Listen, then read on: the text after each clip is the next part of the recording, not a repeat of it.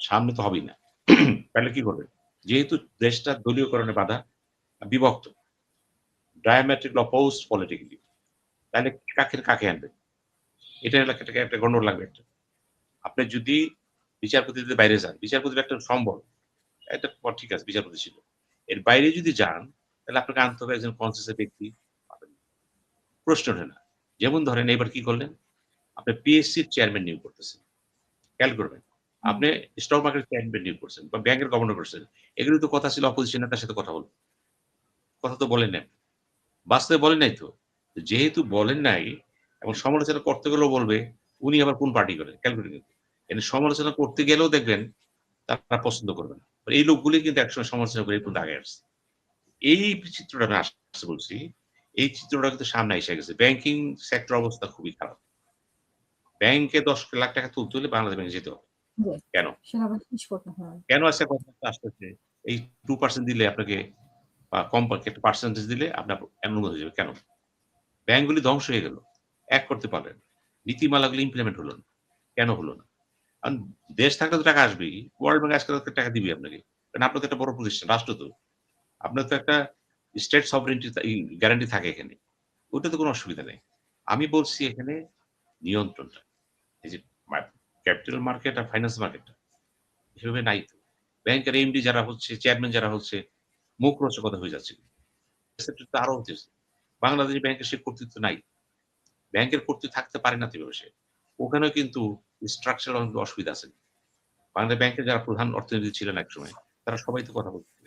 এবং জাহিদ ভালো, ভালো কথা বলেন কিন্তু কিন্তু লাভ নাই তো। আবার পুলিশের কাছে আসেন।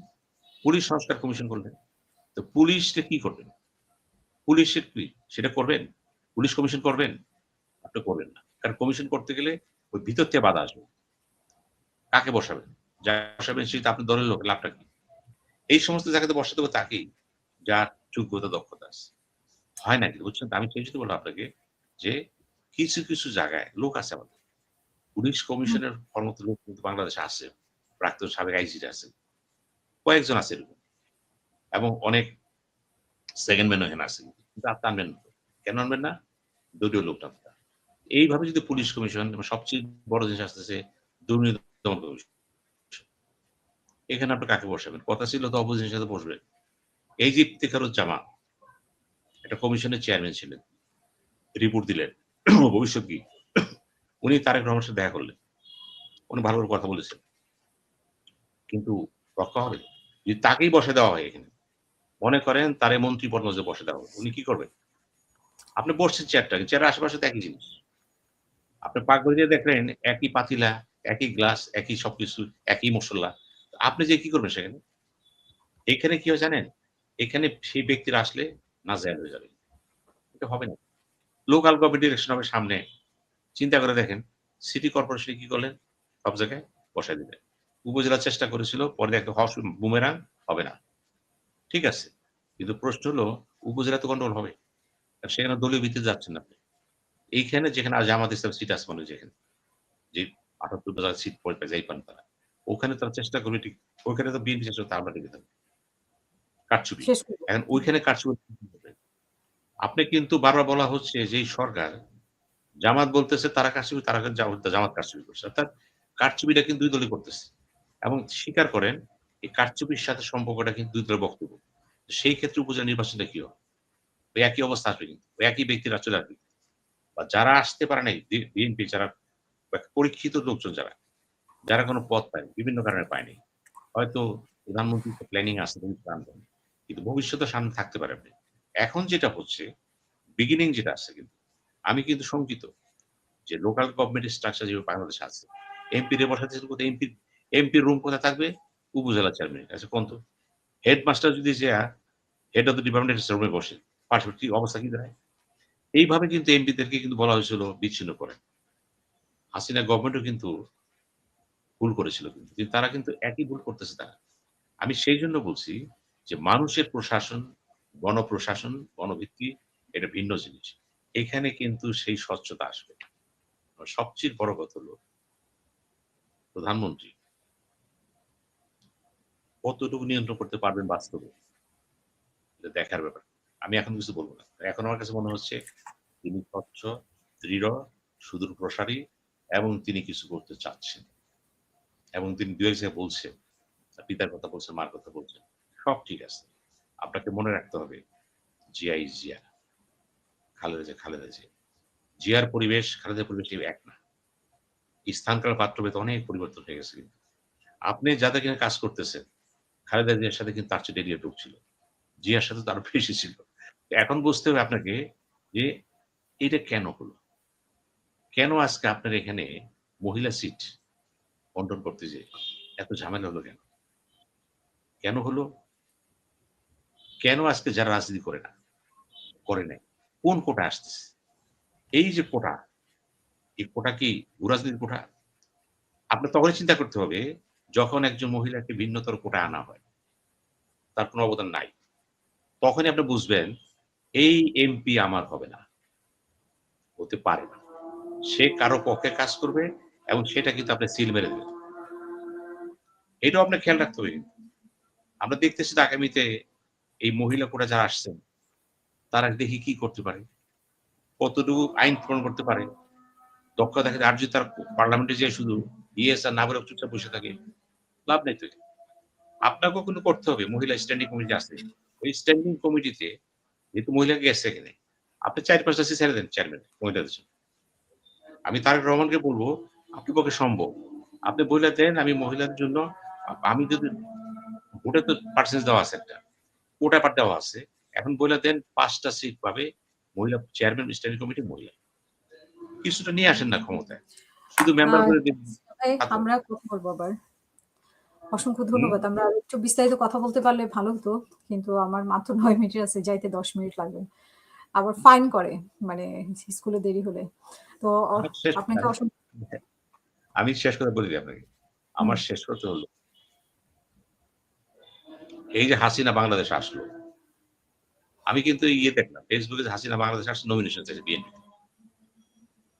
তা আমি লন্ডনের একজন বিখ্যাত ব্যক্তিকে জিজ্ঞেস করলাম যে, হাসিনা যে বাংলাদেশে আসলো, এমনি আসলো না আলোচনা করে আসছে? তা আমাকে এসে বলল যে, "না হাসিনাকে তো চিনি, প্রধানমন্ত্রী তো চিনি।" আমি বললাম, "ঠিক আছে।" আমার কথা হলো, হাসিনা কিন্তু নতুন কিছু না। অনেক কষ্ট সংগ্রাম করছে, অনেক সার্ভিস দিচ্ছে। হাসিনার সাথে কি প্রধানমন্ত্রী তারেক রহমান ৫ মিনিট কথা বলেছে? ১ কাপ চা খাওয়াইছে? কেন এটা হলো? আমি শুধু হাসিনা বলতেছি না, ইন জেনারেল কথা বলতেছি। হুম, হুম, আবার হুম। যারা রাজনীতি করে না তারা এনে বসে দিল এমপি করে। এইখানেই বুঝতে হবে, এইখানেই বুঝতে হবে যে ওই স্টেটসম্যানশিপ জায়গাটা এত সোজা না। ওটা কিন্তু গড়ে ওঠে কালের চক্রে ভিতরে। এবং তার সামনে কিন্তু অনভিজ্ঞ লোকেরা কাঁপতে থাকে কেন? কারণ সে কাঁপতে থাকে তার অদক্ষতার কারণে। ডিসিশন মেকিং এ কিন্তু এখনো কিন্তু প্রধানমন্ত্রী একক। কোন মন্ত্রী একক সে নিতে পারে না। নিতে গেলে চিন্তা করে আমি একটু জিজ্ঞেস করি। এই জিজ্ঞেস করি ব্যাপারটা কিন্তু ২-১ জন ছাড়া মেক্সিমাম তাই কিন্তু। এটাই হলো সংসদীয় গণতন্ত্রের ক্যাবিনেট সিস্টেম গভর্নমেন্টের সবচেয়ে বড় অসুবিধা হচ্ছে এটি যে একটু আলাপ করে নিই। এই আলাপটা না। আমরা চাচ্ছি সর্বমহলে সর্ব জায়গায় আমরা একটা ফেয়ারনেস চাই। এই ফেয়ারনেস টাতে কি হবে? জাতির জন্য আগামী দিনগুলো ভালো হবে। আমরা চাচ্ছি মন্ত্রিসভায় আরো কারা, কারা আসবে। আসুক কোনো অসুবিধা নেই। মন্ত্রিসভা অনেকগুলো পদ তো খালি রয়েছে। কিন্তু আমি এটাও বলতেছি কিন্তু কোনোভাবেই ৩০ এর উপরে যাতে মন্ত্রী না হয়। এটা আমার ব্যক্তিগত opinion. Size of the government must be একটা minimum level. Not that here. তাতে হয় কি গভর্নমেন্টটা ওলটপালট হয়ে যায়। আবার এতগুলি সেক্রেটারি তৈরি হয়েছে, এত মন্ত্রণালয় তৈরি হয়েছে। এগুলো কিন্তু দেখেন ঘুরে ফিরে আপনি একটা কাজ করে জনপ্রশাসন সচিব বা যেকোনো সচিব। উনি তদবিরের মধ্যে পড়েছে সবসময়। উনার করার কিছু নেই। উনি চতুর্মুখী তদবিরে থাকেন। উনি করবেনটা কি? এই তদবির সবসময় ছিল থাকবে। কিন্তু উনি যদি সেখানে দৃঢ় থাকতে চান, উনি প্রধানমন্ত্রীর সাপোর্টটা পান, ক্যাবিনেট সেক্রেটারির সাপোর্টটা পান, তাহলে পারেন। এইটাও আমরা দেখতে হবে অতীতের চেয়ে এটা আরো বেগবান হইছে। অর্থাৎ ক্যাবিনেট সেক্রেটারি, আবার জনপ্রশাসন সচিব এই ২ টা চেয়ার গুরুত্বপূর্ণ। এগুলো হোম সেক্রেটারি কতগুলি চেয়ার আছে যেগুলিতে বুঝতে হবে যে উনি কথা বলেছেন উইথআউট এনি বায়াস নিরপেক্ষ কথা বলছেন এবং তাকে সুযোগ দেন। তাহলে আমরা বুঝবো যে প্রশাসনের গতি আসবে এবং এই প্রশাসন দিয়া, পররাষ্ট্র মন্ত্রণালয় দিয়া এরকমভাবে সাজা। আমি এখন স্পষ্ট বলে দিই আপনাকে, আমাদের দেশে এমন একজন কূটনীতিক এসে গেছে ত্রিবেদী, ভারতের। উনি হাই কমিশনার। এই ১ম বাংলাদেশে এমন একজন লোক আসলেন, যিনি একজন বয়োজ্যেষ্ঠ নেতা, ৭৪ বছর বয়স, পাশাপাশি কেন্দ্রীয় সরকারের মন্ত্রী ছিলেন। দীর্ঘ অভিজ্ঞতা আছে, বিজেপি নেতা। তিনি আসলেন। বারবার চিন্তা করেন, কেন এই সময় ভারত একজন নন ডিপ্লোম্যাটকে রাজনীতিবিদকে কেন বসাইল? সুদূর প্রসারিত কারণ। হালকাভাবে দেখেন না কিন্তু। হালকাতে কারণ নেই কিন্তু। উনি সব জানেন, সব বুঝেন। উনার সাথে যখন ডায়ালগ ওপেন করবেন, আমাদের মন্ত্রী সাহেবরা, উনি যখন একটা দাওয়াত দিবেন এমবিসি, দেখেন আপনি ভারতীয় হাই কমিশন দাওয়াত করে দেখবেন, কেউ মানে তার পেন পড়ার সময় পাবে না এই অবস্থায়। যেটা আগে হইছে। আমি দেখেছি তো এগুলি। আমি তো বিভিন্ন কারণে দেখার সুযোগ হইছে আমার এগুলি। এখনো দেখবেন যে উনার সাথে সম্পর্ক কাদের থাকে? ওই যে বিজনেসম্যান, পলিসি মেকার, সামরিক সবার সাথে সম্পর্ক থাকবে কারণ তিনি পলিটিশিয়ান। এই অ্যাঙ্গেলে চিন্তা করতে গেলে আমি বাংলাদেশ সরকার তারেক রহমানকে বলব, আপনার ফরেন পলিসি স্টাডি চেয়ারম্যান যিনি হবেন, এখনই ভাইস প্রেসিডেন্ট কি হতে পারে?